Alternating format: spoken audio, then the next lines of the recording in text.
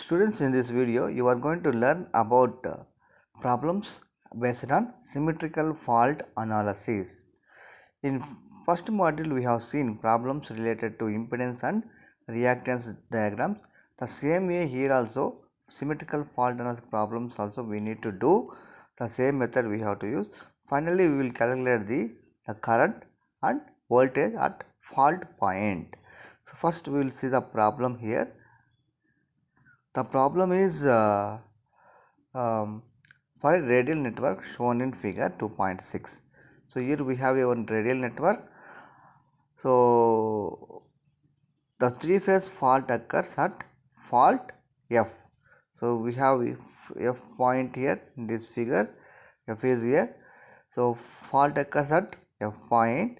Determine the fault current and the line voltage at 11 kilovolt bus under fault conditions. So here we have to find the two values. One is fault current, other one is line voltage at 11 kilovolt. So to find the fault current and voltage at 11 kilovolt VL, line voltage at 11 kilovolt bus under fault conditions. So first we have to find the reactance or impedance diagram. So reactance or impedance diagram we have to find first. So from the reactance or impedance diagram, so we will find out the fault current IF and line voltage VL. So these two values we will find out. So here how many devices we have, first we need to check. So we have a generator 1, generator 2, similarly transformer 1, transformer 2, and OH line we have, and one more 3 kilometers cable we have. So 11 kilovolt bus is here. 11 kilovolt bus is here. So for this we have to find out the line voltage VL how much. So first, so we'll see the base values before finding the reactance of generator 1, generator 2, transformer 1 and transformer 2, even OH line 3 kilometers cable. So first we have to find the reactance of the particular component. So reactance of G1, reactance of G2, reactance of transformer 1, transformer 2, and similarly, so we have to find the reactance of OH line, reactance of 3 kilometers cable. So all these reactance we have to find. Then we will move to the fault current and line voltage. How we will calculate. Okay. So first, so this is the problem. First we will see the base values of the generator and transformers. So base value already we have mentioned. So consider MVA value will be equal to 100 and kV line voltage base voltage is equal 33 volts and base kV of generator. So generator is HT side into LT side by HT side. We have a formula. So while we are calculating base value of generator base value of the unit devices, so first we have to take high tension into low tension by high tension. So that's the formula we have, 33 by 11 into 33. So we will get 11 11 will get base kV on the generator side, 11 base kV on cable side.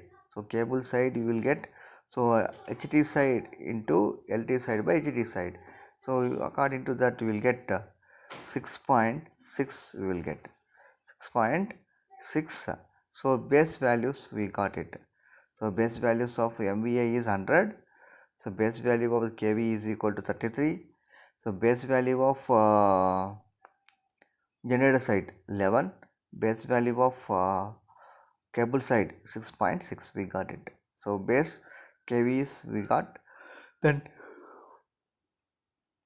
we will move to the reactance of the generator. So reactance of the generator. So while we are calculating the reactance of the generator 1, so we have a one formula. So reactance of generator 1 nu is equal to reactance of the generator volt into MVAB nu by MVAB volt. again it will multiply with kV square B old by kV square B new. So using this formula, so we will calculate the reactance of generator 1. Okay. So here, so substitute the values of old values and new values here. So generator is 15%, J 0.15 into 100 by 10 into 112 by 112. So this is the value we got it, and so finally reactance of the generator 1 is J 1.5 per unit. So this is about generator 1 reactance. Similarly, we have to find the generator 2. Generator 2 reactance, new reactance value is J 1.25 per unit.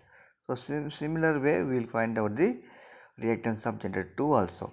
So just we have to substitute the values and we have to find.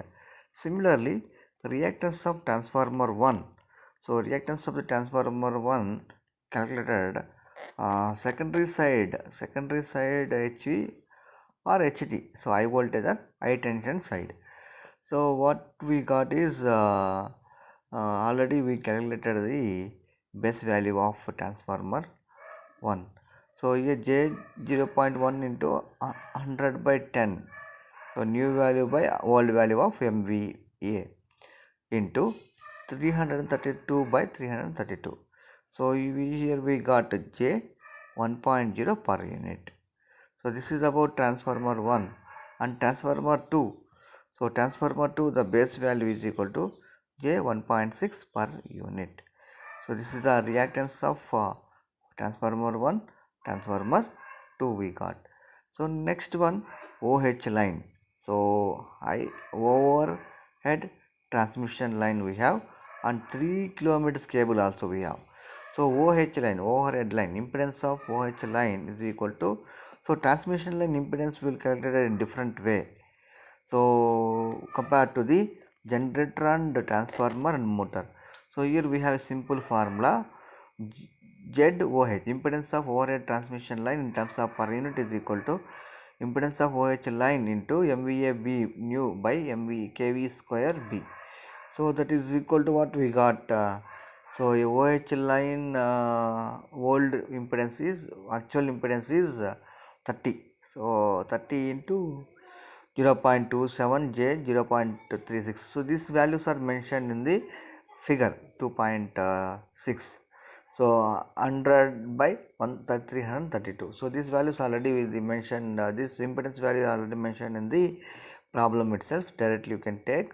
So substitute these values and finally we got OH line impedance is impedance of OH line or OH line impedance. So 0.744 plus J 0.99 per unit. So this is the one OH line impedance, and impedance of cable. So 3 kilometers cable we have. So 3 kilometers cable impedance also we will calculate similar way of OH line impedance.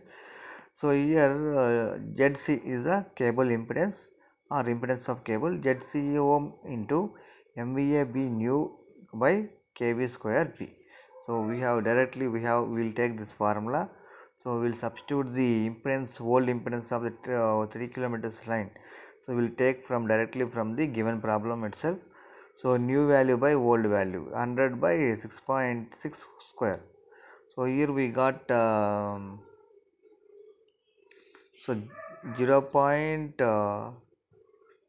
0.93 plus J 0.55 per unit.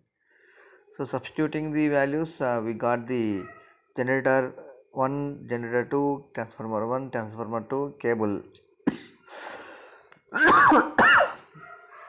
sorry, OH line, cable, all impedances we got.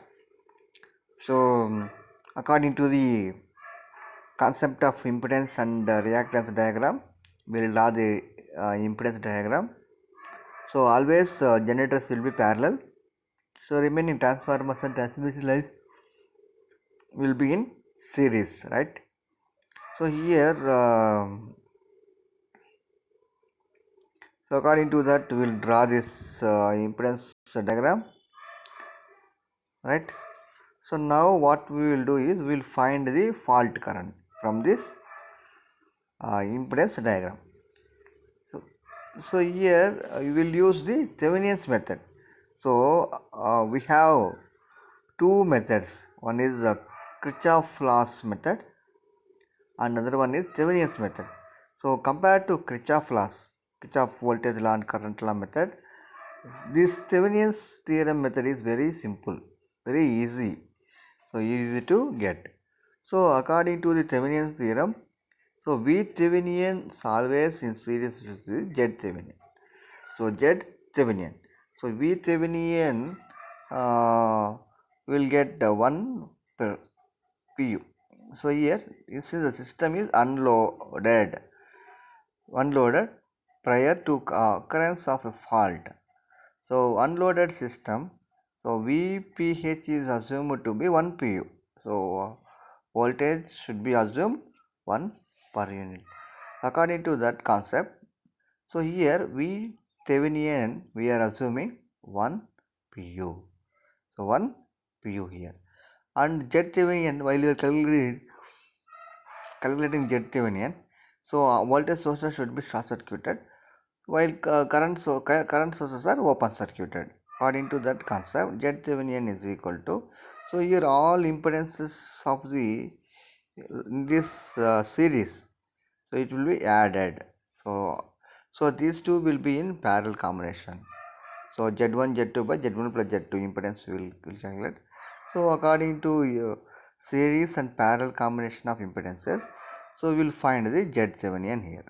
So Z7N finally we got 5.1 at an angle 70.8 degree per unit. So this is the Z7N value. Then after finding the VThevenin and ZThevenin, then we will calculate the fault current IF. So fault current is IF is equal to voltage divided by impedance VThevenin by ZThevenin. So use that one. So use VThevenin by ZThevenin. So finally what we got? So finally 0.196 at an angle minus 70.8 per unit. Okay. So here base current what we got is base current is equal to 1000 into base power by divided by root 3 into base voltage. We have formula, base current formula 8747 amperes we got. So from that actual fault current or absolute value of fault current is equal to per unit value into base value, per unit value into base value. So here substituting the per unit value into base value, so we got 1714 at an angle minus 70.8 degrees amperes. Next one, voltage second value, voltage at 11 kilovolt bus. So voltage at 11 kilovolt bus is, first we can calculate the impedance between point F to 11 kilovolt bus. So here we have three impedances. So these three impedances, so if we add all the impedances, we got 4.466 at an angle 67.98 degrees. So voltage at 11 kilovolt bus is equal to current into impedance. So here current value, how much we got? 0.196 fault current at an angle 70.8. So we have to impedance value, we have to multiply 4.466 at an angle 67.98 degrees. So finally we got 0.875 at an angle minus 2.82 degrees per pu. So the absolute value is of voltage at 11 kilovolt bus is equal to, actual absolute value how we will find out, base value into per unit value. So per unit value we got 0.875 at angle minus 2.82 degrees into base value is 11. Finally we got 0. 9625 at an angle minus 2.82 degrees kilovolt. So this is the problem. So from the impedance diagram or reactance diagram, so we can find out the fault current and voltages. So in this problem, up to this one, up to here, already method, what method we will follow. So first unit, first module method only will follow. So first module problems how we did, same method will follow up to here. So from here, so we need to analyze the impedance or reactance diagram, then we can calculate what we need, what are the things we is required, those values we can calculate. So this is the problem. So some more problems we will see in further videos. Okay, thank you everyone.